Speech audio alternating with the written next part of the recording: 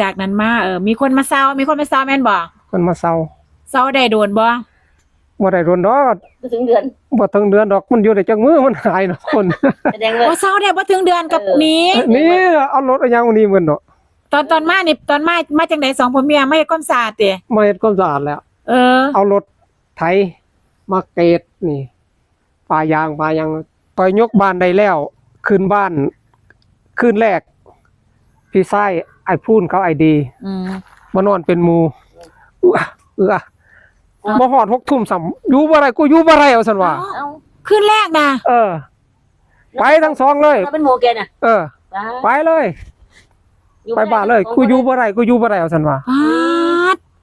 อันนี้เป็นที่ติดกันเด้พี่น้องนี่เป็นที่ติดกันนะตรงนี้คือสรุปแล้วเจ้าก็ได้นอนขึ้นบ้านใหม่นี่แต่คืนนั้นข่อยก็นอนบ่หลับอยู่หอดแจ้งเจ้าก็นอนบ่พี่น้องมื้อนี้ก็สิมาเอาเรื่องเกี่ยวกับบ้านอาถรรพ์นะพี่น้องเนาะบ้านอาถรรพ์ที่แม่ใหญ่หน่อยเคยลงเทื่อนึงนั่นล่ะแต่ว่าที่นี่อันแม่ใหญ่หน่อยผ่านมาพอตาก็เลยได้ถามความเป็นไปเป็นมาเนาะเพิ่นพี่น้องได้สิถามพี่เพิ่นที่ว่าอยู่บ้านข้างๆเนาะพี่น้องก็เป็นพี่น้องของแม่ใหญ่หน่อยนั่นล่ะเนาะอันคือว่าอันหลังจากที่ว่าเจ้าของบ้านคนแรกมาอยู่เนาะแล้วอยู่ไปอยู่แล้วเสียลูกทั้ง3คนเป็นลูกชายซึ่งเสียโดยอุบัติเหตุเนาะแล้วก็พี่น้องก็มันเป็นเรื่องที่แปลกเนาะเราก็อาจจะรับบ่ได้เนาะพี่น้องเราก็เลยจำใจขายบ้านหลังเนี้ยกับที่ตรงเนี้ยให้กับตายายคู่นึงซึ่งเป็นคนเก็บของเก่าขายเก็บของห้างขายเนาะแล้วบัดนี้อันไม่ย่อยหน่อยเพิ่งมารู้ตอนนี้ว่าตากับยายตอนนั้นตาก็ประมาณ70เนาะ70 80เนาะประมาณนี้แหละ70ประมาณ70แล้วตาเรามาอยู่80แหละประมาณ70นั่นน่ะประมาณ70กว่านี่แหละแล้วพาเมียเรามาคือว่าเมียเรานี่เมียเรามานี่คือเมียเราสภาพดีอยู่เลยแม่นบ่ดีอยู่เว้ากันฮู้เรื่องทุกอย่างฮู้เรื่องแล้วบัดนี้ตายายเรามีอาชีพขายของเก่าเนี่ยพี่น้องเก็บของห้างรับซื้อของห้างทั่วไปแล้วบัดนี้อันแม่ใหญ่หน่อยมาเห็นเพิ่นตอนที่ว่าเมียเพิ่นน่ะเป็นบ้าคือบ่เต็มบาทไปแล้วจังซี่นะมื้อนี้ก็ย่างโดยเฉพาะวันพระเนาะวันพระนี่สิย่างถอดเสื้อยิ้มเจ้าก็เห็นบ่ย่างถอดเสื้อเลยเด้ย่างถอดผ้านี่ย่างตามน้ำก้นน้ำทางสินะเห็นบักม่วงผู้แดงสิก็เก็บแล้วสิเป็นนักคือวันพระแต่ว่าเนี่ยแม่ใหญ่หน่อยเพิ่งมารู้กับเพิ่นนี่ว่าตอนละไม้ใหม่ๆคือเรายังดีอยู่แต่ว่าพออยู่ไปลบกลายเป็นอันนี้เลยมันข่อยว่ามันเกี่ยวกับเจ้าที่แห่งนี้แล้วจะว่าบ่มันแห้งบ่ว่าน่ะที่พื้นนี่ของข่อยแต่ของข่อยเขาก็ว่าโอ้ยจังได๋มาอยู่นี่เนาะเขาว่าเนาะจังได๋มาอยู่ได้ไผก็โอ้ยจังได๋ก็อยู่ได้มีคนมาทวงอันนี้เป็นที่ติดกันที่ติดกันทีนี้ข่อยว่าแห้งก็ให้เพิ่นแห้งไปซั่นดอกเฮาก็อย่าตอบเพิ่น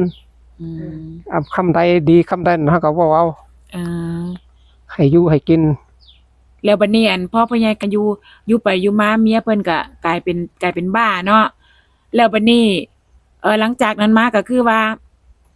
เราก็เสียชีวิตเพิ่นได้ป่วยมั้ยล่ะอาจจะด้วยโรคชราด้วยหรือเปล่าก็บ่รู้เนาะพอเราเสียผัวก็เสียบัดนี้ต่อมาเมียก็เสียแม่นบ่ผัวเสียก่อนผัวเสียก่อนแล้วก็มาเมียเสียอยู่บ้านหลังนี้แหละบ่เสียอยู่นี่แหละเสียอยู่นี่เลยแม่นบ่ซ้ำกันก็เสียอยู่นี่แต่บ้านเพิ่นอยู่นี่แต่ว่าลูกเพิ่นมาเอาไปอยู่นำมานะครับไปฮอดเพิ่นก็ป่วยเสียพ่อเพิ่นก็เสียเนาะแล้วบัดนี้จากนั้นมามีคนมาเซาแม่นบ่คนมาเซาได้โดนบ่ได้โดนดอกบ่ถึงเดือ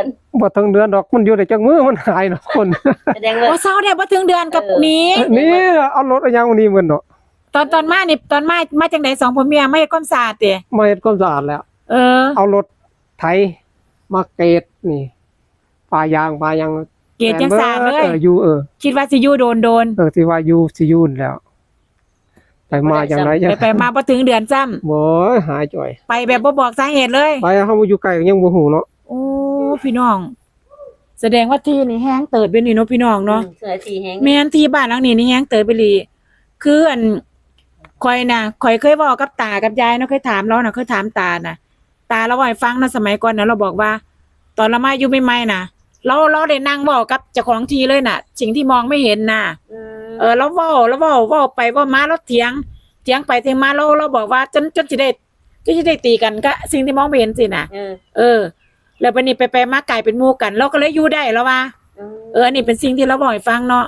แต่ว่าแม่ใหญ่หน่อยบ่รู้ว่าตอนมาเมียเราดีๆเมียเรามาอยู่บ้านนี่ก็เลยกลายเป็น คือว่าแม่ใหญ่หน่อยบ่ฮู้เนาะนั่นแหละพี่น้องเนาะมันเป็นสิ่งที่เหนือความคาดหมายอีหลีเพราะว่าเฮาแนมบ่เห็นเนาะมันก็แปลกว่ามันเป็นอันขอยถามนะเจ้าคิดว่ามันเป็นเกี่ยวกับทีหรือว่าเกี่ยวกับอีหยัง เกี่ยวกับที่แหละ เกี่ยวกับทีแม่นบ่ เจ้าที่คนเฮ็ดคนเฮ็ดบ่ถูกอันนี้น่ะก็อยู่ยาก อ๋อ จังข่อยนั่นข่อยเฮ็ดบ้านอยู่นั่นแต่ว่าข่อยนั่นได้โชคนำเพิ่นอีหลี อ๋อได้โชค อยู่บ้านข่อยน่ะ แรกๆเลยนะ แรกๆเลย อ๋อ ข่อยมาเอาเสามาลงมาขุดหลุมถูกเลข3โตเทื่อนึงได้อยู่เทื่อนึง25,000เทื่อนึง20,000 ปาด บ้านข่อยกำลังมาปลูกนะ เออ บ้านเอ็ดพอแต่ขุดหลุมแล้วสิขึ้นเสาเอาใหม่มาใส่เนาะใหม่มาใส่แล้วบ้านเอ็ดส่วนนั้นถึงงวดสุดท้ายมีน้องมีปรึกษาพญายว่ามึงได้เลขหยังนั่นเนาะสันว่างวนเนี่ยสันว่าสันรู้สันว่าเลขก็สิอยู่ประมาณ52นี่แหละสันดอกประมาณนั้นแหละ แต่ว่าข่อยซื้อ552แต่มันออก452 อ๋อ ก็ถึกบ่หลายก็ถึกอยู่60 บาทได้เงินอยู่6,000 บัดนี้เจะฟันอีหยังบ่บัดนี้ บัดนี้ก็อยู่จนได้สังกะสีได้ได้ไอ้กระเบื้องได้นี่มามุงนำพุ่นแล้วได้ไม้มาใส่บ้าน แล้วเจ้าเห็นสิ่งที่แนมบ่เห็นนี่เห็นบ่ สิ่งที่แนมบ่เห็น แต่ละมื้อน่ะ ตอนยามคืนน่ะยามนี้เฮาก็จุดธูปจุดเทียนบอกเพิ่น อ๋อจะจุดธูปจุดเทียนบอกเพิ่น บอก มี มี มาก็แกะอะไรให้เห็นนั่นน่ะ เฮาก็ว่ามื้อวันศีลเฮาก็แฮ่งแต่ให้เพิ่นหลาย อ๋อ ก็อีหยัง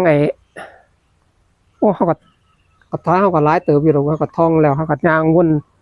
อ้อมต้นเสากลางนั่น3รอบ อ๋อ จับหยังขึ้นในคันของบ่มีของบ่มีฤทธิ์นี่หูเลยบ่มีหยังถ้าได้จับขึ้นมาเด็ดขึ้นเลยละบึมๆๆเลย วันนี้เจ้าฝันบ่บัดนี้ฝันบ่ ฮะ ฝันอีหยังได้บ่ ก็ฝันแน่ก็บ่เห็นเป็นหยัง อืม ฝันก็ แต่ก็อยู่บ่เป็นหยังเนาะ แต่ว่า แต่ว่าบ้านหลังนี้คือว่า แปลกแต่บ้านหลังนี้คือมีแต่อาถรรพ์อีหลีพี่น้องเนาะเป็นตาย่านยามคืนนี่เจ้ากล้าย่างมาบ้านหลังนี้คนเดียวบ่ โอ้ดึกๆเที่ยงคืนก็มาด ดึกๆเที่ยงคืนน่ะอ๋อแล้วเซาย่านแล้วอืม มาย่างเบิ่งย่างมังนี่มาไล่พวกมาจับตับกับแก่เนาะ อ๋อ พวกกับแก่ว่ามันไล่แห้งเนาะคนมันก็บอกว่าเจ้าโอ้ยพากันไปจับหม้องอื่นซะซั่นเนาะ อืมพี่น้อง นี่แหละก็เป็นเรื่องเล่า บ้านนี้ เกี่ยวกับบ้านหลังนี้เนาะ คอยยกบ้านได้แล้วขึ้นบ้านคืนแรกพี่ชายไอ้พูนเขาไอดี อืม มานอนเป็นหมู่บ่ฮอด6 ทุ่มซ้ํอยู่บ่ได้กูอยู่บ่ได้เอาซั่นว่า เอ้า คืนแรกนะ